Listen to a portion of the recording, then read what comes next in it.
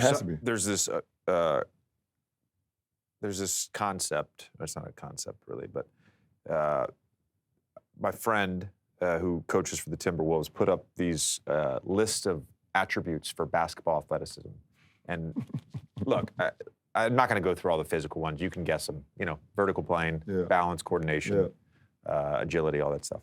But the cognitive side of it, which I think we touched on quite a bit in episode 1, but there's one in particular I want to talk about today. So the cognitive side of it is pattern recognition, spatial awareness, which is court mapping, anticipation, cognitive load, mental bandwidth, essentially your processing speed, right? Yep. So the court mapping part, I think, is really interesting. So there's a bunch of guys that do it, I think, at a higher level than anyone else.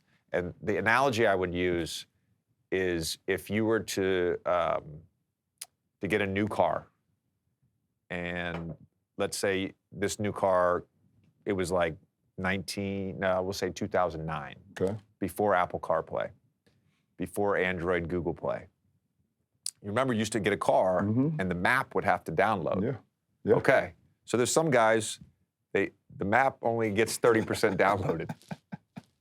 There's some guys, maybe it gets 60% downloaded. There's a lot of guys that I think are at like 80 or 90%. Yeah. The map has been downloaded very nice so that you can actually start the car and get most places you want to go. And then there's like a handful of guys, the map has 100% downloaded. And they've mapped the whole court. Their pattern recognition is a 10 out of 10. Their anticipation is a 10 out of 10. And that, to me, is a game changer. We were talking about the not all spacing is created equal. You remember in your game the other night against the Warriors, Steph's over in the corner. Gary Payton is in the left wing, and Steph is pointing at him, right? Ball's all the way on the right side, all the way in the right corner. Steph is pointing at him, pointing at Gary Payton. Because his man is all the way in the middle of the paint. So he knows if you swing it to Gary Payton, the DHO happens, and he came off, faked the three, resurfaced, shot it, and won. Rui Hachimura talk shit to D-Lo. Yeah. It's part of the reason I don't, again, it's personnel based. I talked to my teammates today. About that? About Steph Curry, in the film session. We have film today, and we watched clips of Golden State. We watched clips of the Hawks game that we just had our last 2 games. There was a clip where we gave up way too much space to Clay. We got caught looking at the ball in the air. The ball finds the ball in the post to one of the Golden State Warriors. And for a split second, we had one of our guys looking at the ball. And as soon as that happened, Steph set a rip on Clay and he gets a 3. The next clip we showed I had Steph in transition and Steph cuts back door and I'm body on body. I didn't fucking look at the ball the whole time. And I know that goes against every coach. Yeah. Ball, you basket, see the ball, the ball is the problem. The ball is not the problem with Steph Curry. He's the fucking problem. Steph is most dangerous when he doesn't have the ball, which is not, it's not many guys all time in our league that's most dangerous without the ball. Yeah. I'm telling them, listen, guys, I've been in more than enough wars with those guys. More than enough. I understand it, so I get it. I come from a different point of view, POV. But when Steph decides to cut inside the lane, don't relax. He's coming back up. Right. Yeah. He's coming back up. But you have to have, that's reps and reps and reps and reps of actually guarding something that's uncomfortable. Guarding Steph is uncomfortable. And the problem with our guys in our league, they're not comfortable with being uncomfortable. And that's why Steph and Golden State will always be relevant, because they play an uncomfortable style of play. Do you hate that? I hate it when you don't have the personnel to match it. I'm just using the word hate. I hate it. Going back to that Gary Payton play, though. I know exactly the play you're No, I talking know, about. but, It's crazy. but hold on. Yeah. But this is, so there's an anomaly to this, of course. I really hate the dunker spot. I'm not going to make the same mistake as episode 1. So. It's all good. No, we're... I really hate the dunker spot. I do. I think there's a time and place for it. I think there's a time and place for Fucks it. with the spacing? Yeah. Obviously. Yes. Obviously, I like when I'm watching games or I'm watching film and I see no one in the paint. Yeah. So think about it this way. If Aaron Gordon was always in the dunker spot and they go to their 5-out splits, they throw it to Jokic, they start running the back screen to a slip. He's going to be in the way. He's going to be in the way, right? There's a time and place. I like that. There's a time and place for the dunker spot. Time and place. 70-30, 80-20. I would say 70-30. 70-30. But on that team, 75-25. On that team, it's a different thing because of Jokic and the court mapping. Yeah, court mapping. Yeah, for sure. There's a play from March 2nd that I love. End game, you know what they're running, 2-man. Yep, 2-man. Jokic crosses the court on the right side. Correct. Jamal Murray's got the ball on the left side. They're going to go to that high pick and roll, Murray to his right hand. Correct. And Jokic, I think it was Peyton Watson. He's like, stay on that other side. No, he said, go to the right corner. Yeah, so Peyton right Watson corner. was in left wing, goes to the right corner. Yep. They get to their 2-man. It eventually ends up with Jokic. Gordon's doing cat and mouse on the baseline. Yep. And he spins, and it literally looked like a shot. He's about the shot. And he does like this. Yeah. And lob dunk, right? Lob dunk. Yeah. That is court mapping. It is. Because he knew getting that guy over there, he knew getting that guy over there would make you have to make the tough decision. Yep. Do I help on his spin? Do I let him score? Yep. Or do I stay home on Aaron Gordon? Yep.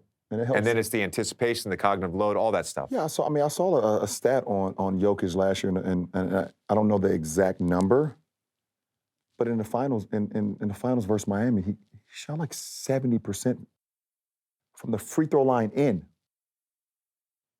Like catching the ball at the free throw line, either this or floaters when he catches in the pocket, like 74%.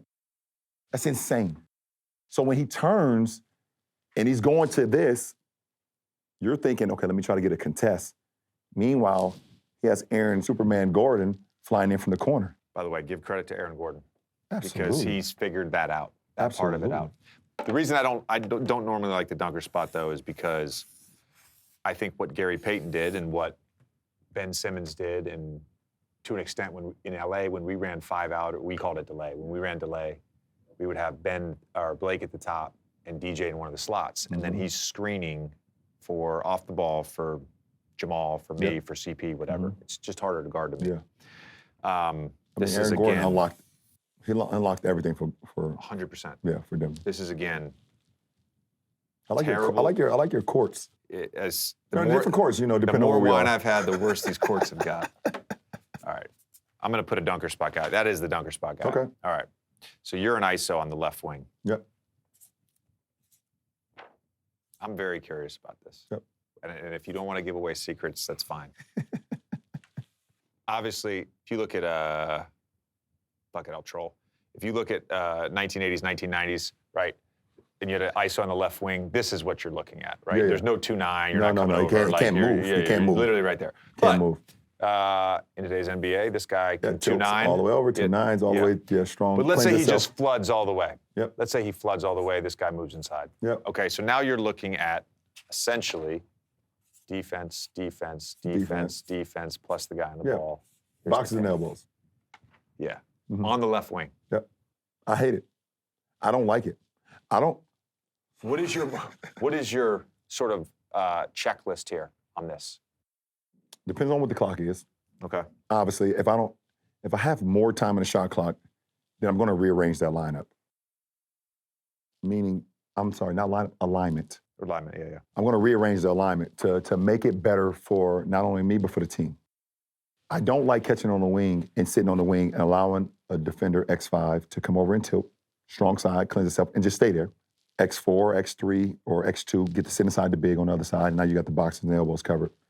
If I have enough time, I'm going to send one of my best shooter on the floor to the strong corner. Strong corner. So now, if they want to tilt strong side, I create the 3-on-2. I want to create the 3-on-2.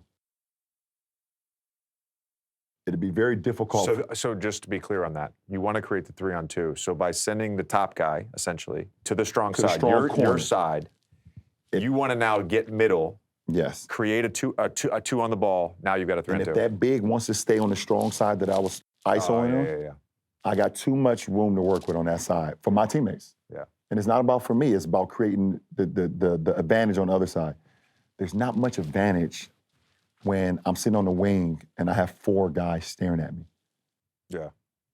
If it's short clock, obviously my job is to tell the big that's being, in the paint in the dunker, you gotta duck in, get to the middle of the rim to make him guard you.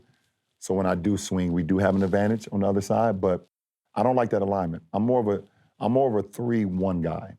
When I have the ball, I like my best shooter in the strong corner, either from on the left wing or the right wing, and I like a 3-line assembled on the other side.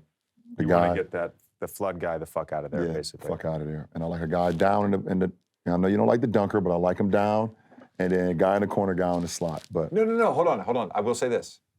On a left wing or right wing ISO or post up, I got no problem with the dunker. It's good.